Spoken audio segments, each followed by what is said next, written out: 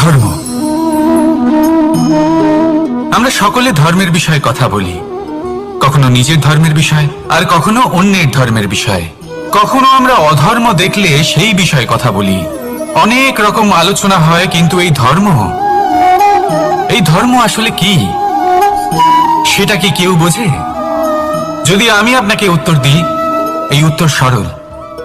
ধর্ম হলো তাই যা মানুষকে অন্য মানুষের সাথে, সমস্ত বিশ্ব সংসারের সাথে আনন্দ সহকারে বাঁচতে শেখায়। সেই জন্য আপনি যদি কখনো কোনো ধর্মীয় স্থানে যান, সেই ধর্মীয় স্থানে গিয়ে আপনার শান্তির অনুভূতি হয়, তাই না? কিন্তু দেখুন, ধর্মের জ্ঞান থাকলেই সেই মানুষ ধর্মের পথে চলতে পারবে এমন কোনো কথা নেই। অনেক সময় সম্পর্কে যখন সংঘর্ষ বেড়ে যায়, তখন ইচ্ছের জন্ম হয়, ক্রোধের জন্ম হয়, অহংকারের জন্ম হয়, আর তারপর বিনাশ হয়ে যায় এই ধর্মের। সেই জন্য দ্বিতীয় সব থেকে গুরুত্বপূর্ণ গুণ যা আমার সারথীর মধ্যে থাকা উচিত, তা হলো ধর্মবীর হওয়া। এবার দেখতে হবে সেটা এই যে কে হবে সেই ব্যক্তি যিনি এই স্বয়ম্বরে নিজের ধর্মে অটল থাকবেন। কারণ সেই ব্যক্তি এই সংসার থেকে সরে এসে ধর্মের পুনঃস্থাপনের এই মহাকার্যে আমার সারথী হতে পারবেন। তাহলে আসুন আমার সাথে ভালোবেসে বলুন, রাধা রাধা। কর্ম, ধর্ম, জ্ঞান, এই 3 স্তরে অনেক মানুষ পৌঁছতে পারেন। অনেকে এই পরীক্ষা দিয়ে তাতে উত্তীর্ণ হয়ে যেতে পারেন, কিন্তু শিখরে পৌঁছে শাসন তিনিই করতে পারেন যার কাছে এই চতুর্থ গুণটিও থাকে, সমর্পণ। অত্যন্ত গুরুত্বপূর্ণ একটা গুণ এটা। এই সমর্পণ আসলে অত্যন্ত গুরুত্বপূর্ণ।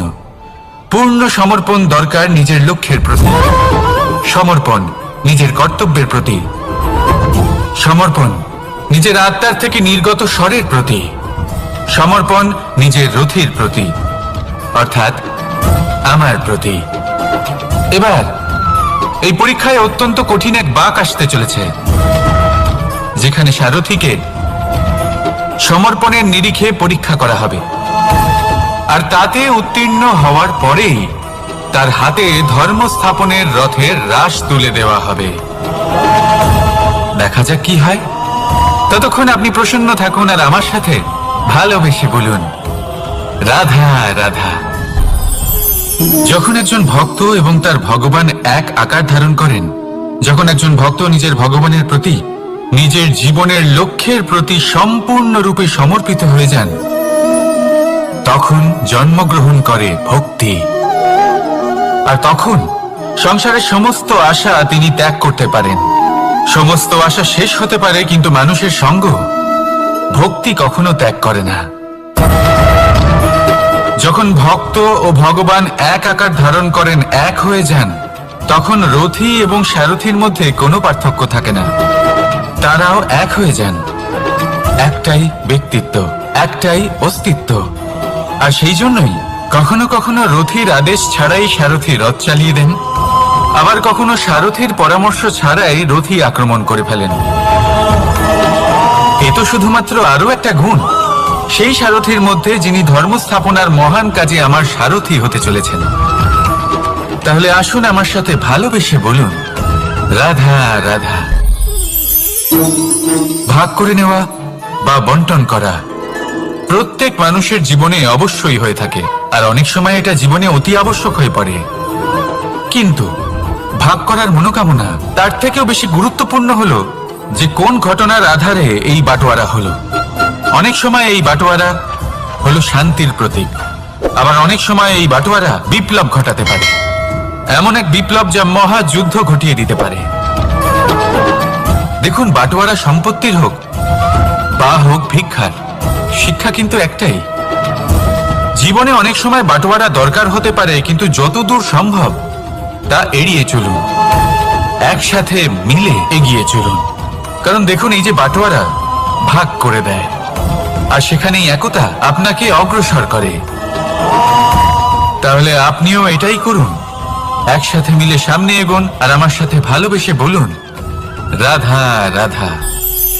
কখনো ভেবে দেখেছেন মানুষকেই এই সংসারে সর্বশ্রেষ্ঠ প্রাণী কেন বলা হয়? অন্য কোনো প্রাণীকে কেন নয়? শুধু কি এই জন্যই আমরা চিন্তা করতে পারি, আমাদের কাছে তীক্ষ্ণ বুদ্ধি রয়েছে, কোনো কিছু আবিষ্কার করতে পারি, সেই কারণেই? তা তো অন্য কোনো প্রাণীর কাছেও থাকতে পারে। এমন কিছু পশুও রয়েছে যাদের কাছে তীক্ষ্ণ বুদ্ধি আছে। তাহলে মানুষ কেন? কারণ মানুষের কাছে এমন কিছু রয়েছে যা অন্য প্রাণীর কাছে নেই। মানবতা। মানবতা যা সর্বপ্রথম এগিয়ে যেতে চাইলেও যদি পথে কেউ ধাক্কা খেয়ে পড়ে যায়, তাকে আগলে রাখতেও জানে। মনে রাখবেন, আপনার সব থেকে বড় পরিচয় আপনার নাম, আপনার সম্পত্তি বা আপনার ধর্ম নয়। আপনার সব থেকে বড় পরিচয় হলো আপনার মানবতা। তাহলে সময় এলে পরে নিজের মানবতার পরিচয় দিন। অন্য মানুষকে সাহায্য করুন, অন্য প্রাণীকে সাহায্য করুন। একা একা পথ চলা হলো পশুদের প্রবৃত্তি। মানুষ হলেন তিনি যিনি অন্যের জন্য প্রাণও দিতে পারেন। মানুষ হলেন তিনি যিনি অন্য মানুষের প্রাণ বাঁচান। সেই মানবতাকে জাগিয়ে তুলুন আর এই জীবন বাঁচতে শুরু করুন। আর হ্যাঁ, আমার সাথে ভালোবেসে বলুন রাধা রাধা। এই সংসারে মাতা পিতা তার সন্তানকে সব থেকে বড় উপহার কি দিতে পারে? বৈভব, সুযোগ সুবিধা, বাড়ি, নাকি আশেপাশের পরিবেশ? এই সংসারে মাতা পিতা তার সন্তানকে সব থেকে বড় উপহার শিক্ষা দিতে পারেন, কিন্তু তার জন্য সময়ের প্রয়োজন হয়। এবার এই সময় অত্যন্ত অদ্ভুত। সময়ের ধারণা সবার রয়েছে। কখনো কখনো কিছু কঠিন সময় বরদানের মতো আমাদের সম্মুখে আসে। এরকম কোন সমস্যার কথা যদি আমি বলি, যেমন যুদ্ধ, মহামারী, মহা অসুখ, এরকম সময় আমাদের কাছে যথেষ্ট সময় থাকে। এই সময় আমরা চিন্তা করি, ভয়ভীত হই, কে জানে কত সম্পত্তির ক্ষয়ক্ষতি হবে। এবার এই সময় কিভাবে কাটিয়ে ওঠা যায়? অশুভ চিন্তা তার মনের মধ্যে বাসা বাঁধে। সে বুঝতে পারে না সে কি করবে। আমি বলবো চিন্তা ত্যাগ করুন, এই ভয়কে ত্যাগ করুন। আর মনে রাখুন একটা গুরুত্বপূর্ণ কথা, যে ঈশ্বর আপনাকে বরদান দিয়েছেন যাতে আপনি নিজের কর্তব্য পূর্ণ করতে পারেন। কর্তব্য, নিজের পরিবারকে সময় দেওয়া, নিজের সন্তানকে শিক্ষা দেওয়া। তাদের সাথে বসুন, কথাবার্তা বলুন, আলোচনা করুন। কিছু কথা তারা বলবে, কিছু আপনি বলবেন, কিছু আপনি শিখবেন, কিছু তারা শিখবে। তাদের সাথে খেলা করুন, তাদের সাথে পূর্বপুরুষের গল্প করুন। এইসব করলে তাতে না শুধু তাদের ভবিষ্যৎ উজ্জ্বল হবে, বরং আপনিও সন্তুষ্টি পাবেন। ভয়ভীত হবেন না। আজ বর্তমানে আপনি কি করতে পারেন যাতে আপনার বর্তমান সঠিক হবে এবং ভবিষ্যৎ উজ্জ্বল হবে, তাতে একাগ্র হন। সব কিছু শুভ হবে। রাধা রাধা। সকালে উঠে সবার আগে স্নান করেন কেন? বুঝতেই পারে না। কেন কথায় কথায় বারান্দা উঠোন পরিষ্কার করা হয়? বুঝতেই পারে না। অনেক মানুষজন এটাকে ধার্মিক এবং অন্ধবিশ্বাস বলে, কিন্তু যদি আমি আপনাকে সত্যি কথা বলি, প্রত্যেক ধর্ম বিজ্ঞানসম্মত। প্রত্যেক কাজের পেছনে বৈজ্ঞানিক সত্যতা লুকিয়ে রয়েছে, কিন্তু প্রত্যেক মানুষ সেই নিয়ে কতটা ভাবেন, কতটা বোঝেন আর কি পদক্ষেপ নেন তা হলো আলাদা এবং অত্যন্ত গুরুত্বপূর্ণ, কিন্তু তা হলো বিজ্ঞানসম্মত।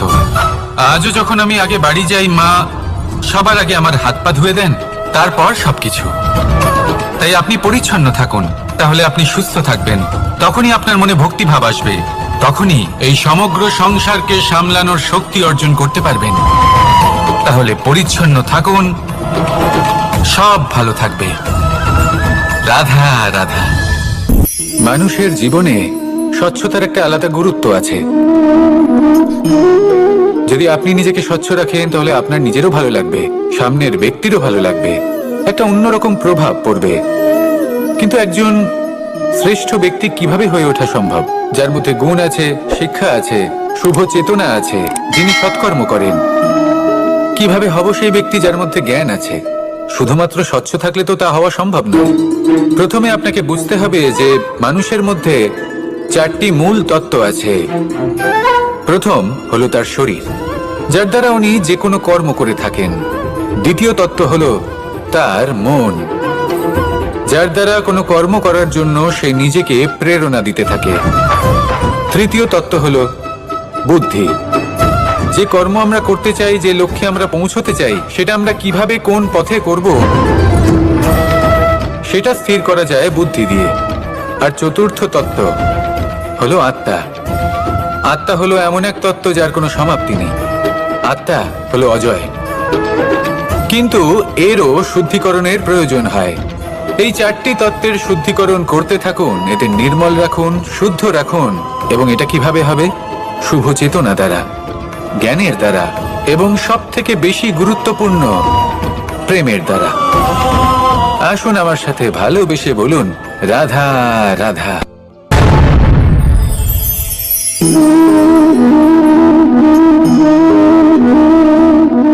জল এই সংসারের সমস্ত প্রধান তত্ত্বের মধ্যে একটি। এই জল যে কোনো জ্বালা দূর করে, আগুনকে নিভিয়ে দেওয়ার ক্ষমতা রাখে, অবিরল অবিচল ভাবে প্রবাহিত হতে পারে, একে কেউ বাধা দিতে পারে না। এর পথে বাধা সৃষ্টি করলে নিজের পথ নিজেই খুঁজে নেবে, বা সে নিজেই নিজের পথ বানিয়ে নেবে, কিন্তু কখনো থামবে না। এই জল হলো মহান, আর এর একটা মহান গুণ আছে, এর নিজস্ব কোনো রং নেই। কিন্তু যখন মেঘ থেকে বৃষ্টি রূপে পৃথিবীতে ঝরে পড়ে, তখন সমস্ত সংসারকে রঙিন করে তোলে। যেখানে খরা হয়েছে সেখানে শ্যামল করে তোলে, যে স্থান শ্যামল সেখানে ভিন্ন ভিন্ন প্রকারের পুষ্প ফুটিয়ে তোলে। এই জল, এই জলের মতন আমাদের হতে হবে। ওর যেমন কোনো রং নেই, আমাদেরও যেন কোনো অহংকার না থাকে। শুধু কর্মের এই ধারাতে বইতে থাকুন, এই সংসারের মঙ্গল করতে থাকুন, শ্রেষ্ঠ কর্ম করতে থাকুন। এই সংসারকে এটা বলার কোনো প্রয়োজন নেই যে আপনি কে। আপনি যদি কর্ম করতে থাকেন, তাহলে এই সংসার নিজে থেকেই আপনার মূল্য জানতে পারবে। আর তখন এই মন প্রসন্ন হয়ে বলবে, রাধা রাধা।